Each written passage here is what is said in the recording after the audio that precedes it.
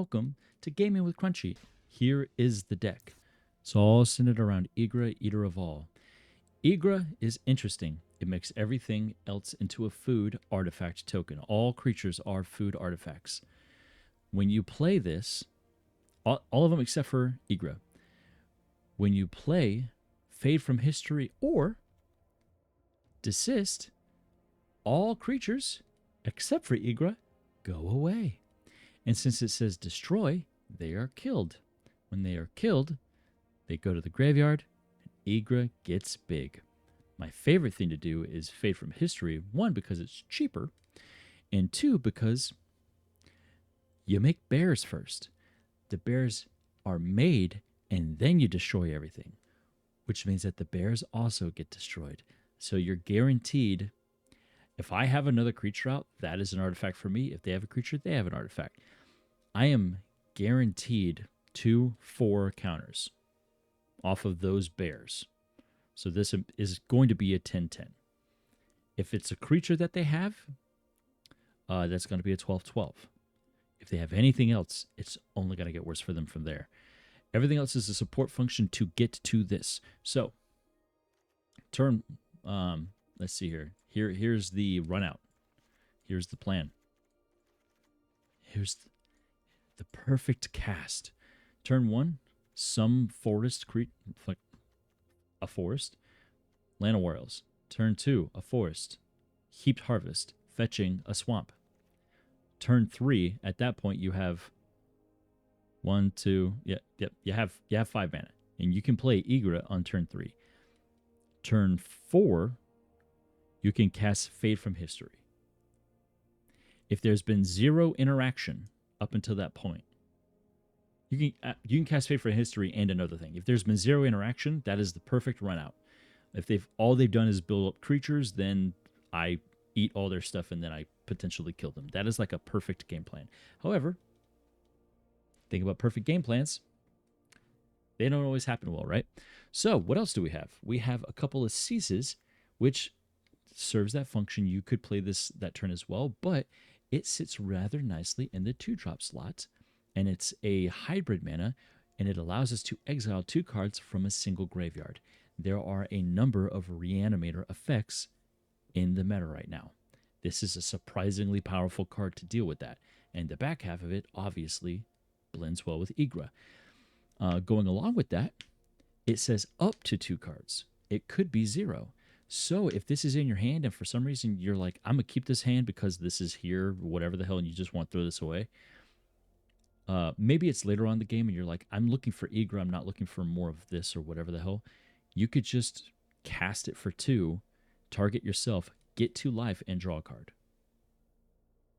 That's not bad. If it's an aggro deck you're playing against, it's nice to have a little bit of card draw and life gain, right? So in the 2 mana slot, that's where we're going to be living for a lot of our support, okay?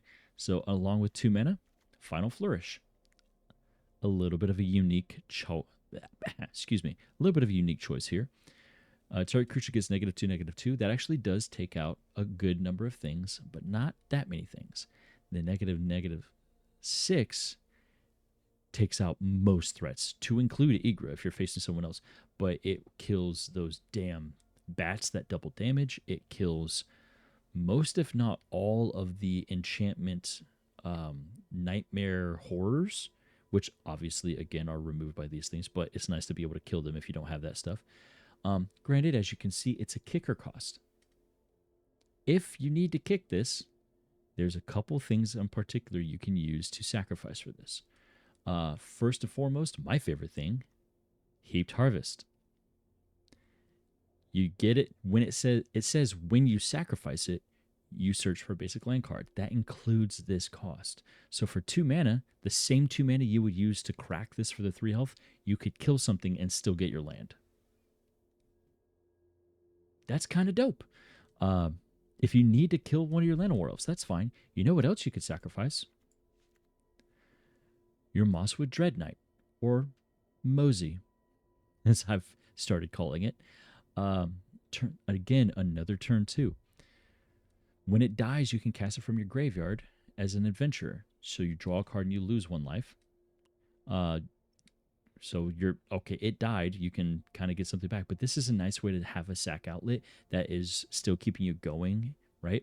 And even if that's not what you use it for, if you're playing against an aggro deck, having a 2-drop 3/2 body that can come back is nice. This is a very powerful card in this deck because it fills a lot of functions. Again, in the 2-drop. What else is in the 2-drop? I decided that sometimes it's nice at 2 mana to just get rid of some bullshit because there's a lot of enchantment bullshit. To include all the enchantments that exile your things or turn them into 1/1s or 0/2s or whatever the heck.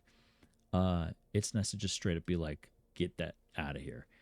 And with the horrors that are nightmares, those are enchantment creatures. This is a 2 mana exile target problem when it comes to Duskmourn.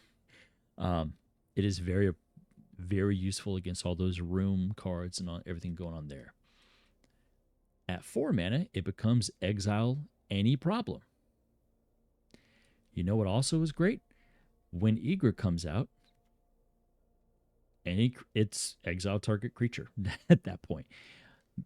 What's beautiful about this is that I know it's not destroy, and you might think, well, if it was destroy, you could feed Ygra. You could feed your cat, right? I love feeding the kitty. It makes me happy. But there's plenty of ways to feed the kitty, including sacrificing your mosswood, sacrificing the heaped harvest. Those things also feed the kitty whenever it's out. So that's fine. Some things are indestructible. It's nice to be able to get around that, right? So this kind of feeds into it. Spinner of Souls. This seems like a kind of weird ad, especially at a 3-drop, right?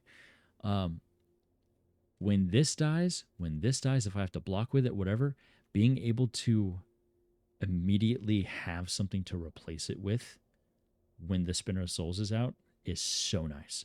Also, a 3-drop 4/3 body with reach to block some of those asshole flyers.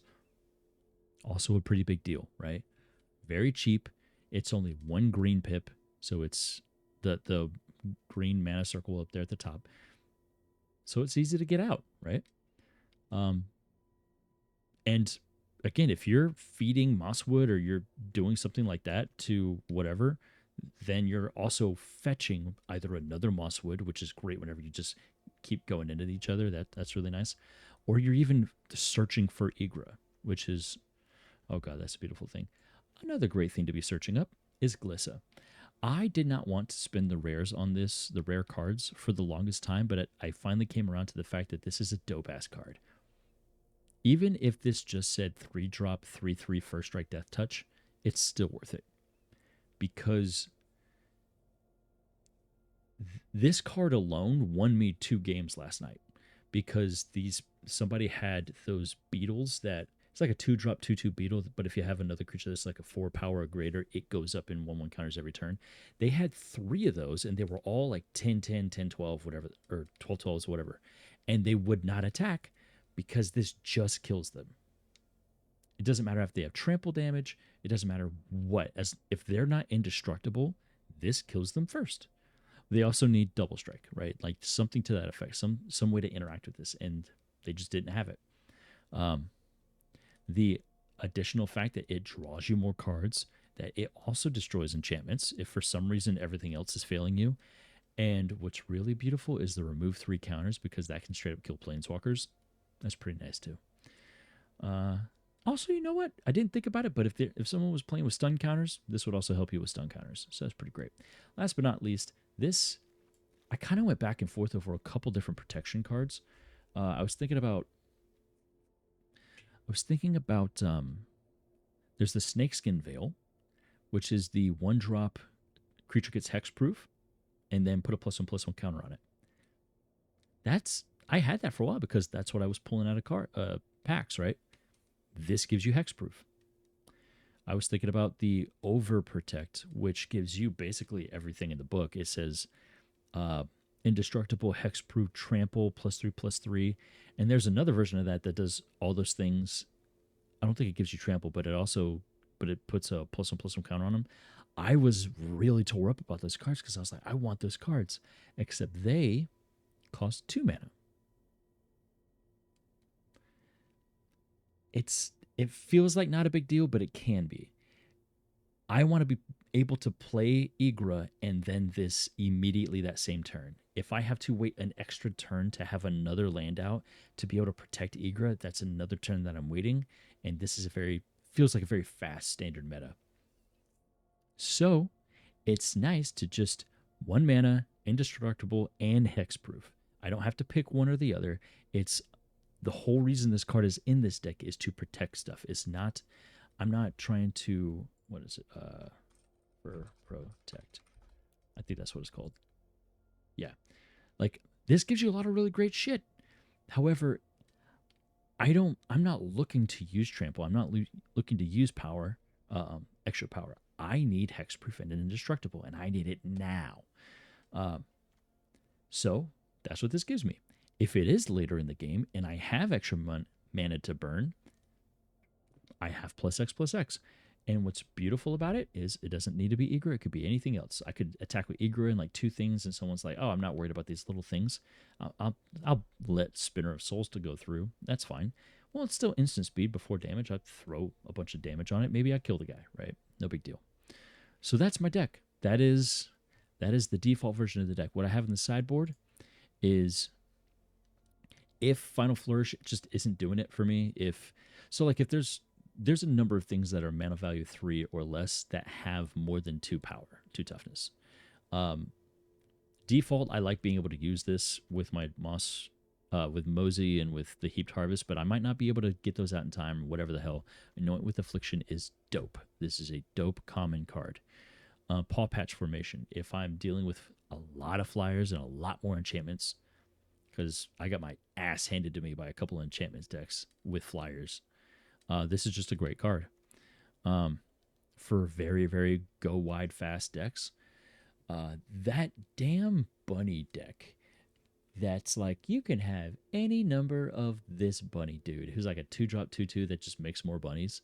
I board wiped twice, I think, and in a turn or 2 later they had all their stuff back, so it didn't matter. And the only way I board wipe is with Ygra, and like, I had to actually set it up. It's nice to just get rid of the shit from the very beginning, you know. Let's see here. What else do I have? If I'm dealing with someone with hexproof reward, this is really great. Basically, these just directly replace whatever's in this area. Scavenging Ooze, more oozes if I want to be able to interact with the graveyard for Reanimator decks, and then just 1 more cease. So like, this is my I want to deal with graveyard Reanimators. This is my I want to deal with hexproof and ward abilities. These are Unknown with Affliction is just like, honestly, these are here because sometimes I don't trust myself, and I want to be able to, like, I like Final Flourish. I said all this great shit about it, but I might be like, oh, I just want it. So who knows? Maybe I'm playing against a deck that's very aggressive, and I just need to be able to remove their threats, and they don't really care about interacting with my creatures. They're just trying to get in.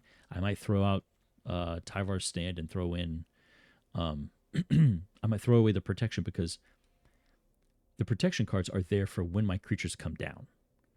If I'm not getting to turn 3 or turn 5, I don't need Tyvar's Stand. I need something to kill the shit that's killing me before I can get there. Does that make sense? Great card. It's hard to swap it out until you realize you're never going to use it because you're dying first. So yeah, I just have a bunch of different types of removal. So now we're going to go play the game.